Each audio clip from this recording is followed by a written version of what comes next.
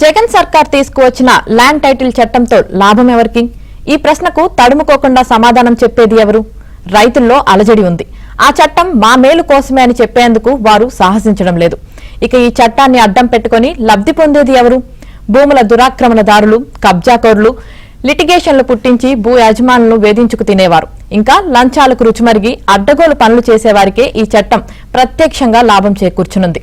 మరి ఈ చట్టం కింద బాధితులు ఎవరు? ప్రతి రైతు బాధితుడే. వివాదంలో భూమి ఇరుక్కుంటే ప్రతి భూ యజమాని బాధితుడే. సివిల్ కోర్టులకు వెళ్లి న్యాయం పొందే హక్కును ఈ చట్టం కాలరాసింది. అధికారుల చుట్టూ ప్రదక్షిణలు చేయాల్సిందే. ఏ స్థాయిలో న్యాయం దొరక్కపోయినా పేదలు, బడుగు వర్గాల రైతులు బతకాల్సిందే. అప్పటికీ ఎవరికైనా ఆశలు ఉంటే చివరి ప్రయత్నంగా హైకోర్టుకు వెళ్లాల్సిందే.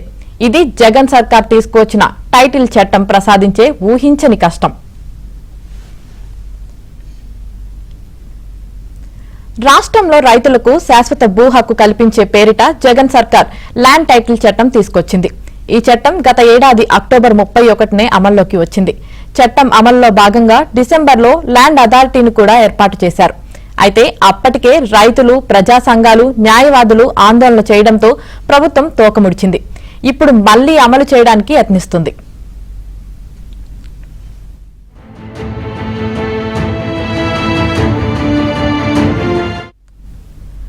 తొలుత గ్రామం వారీగా ఇప్పుడున్న రికార్డుల ప్రకారం భూముల రికార్డులను నోటిఫై చేస్తారు.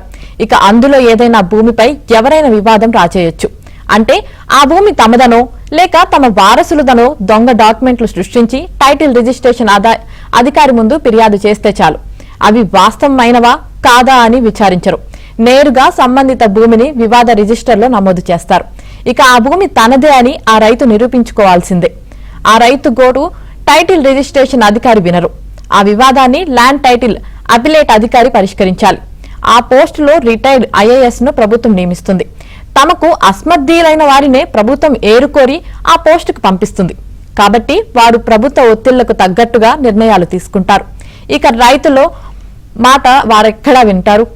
అదే పరిస్థితి వస్తే రైతులు అధికారుల ముందు మోకరిల్లే న్యాయం చేయండి అని బతిమిలాడుకోవాల్సిన పరిస్థితి వస్తుందని రెవెన్యూ నిపుణులు ఆందోళన వ్యక్తం చేస్తున్నారు.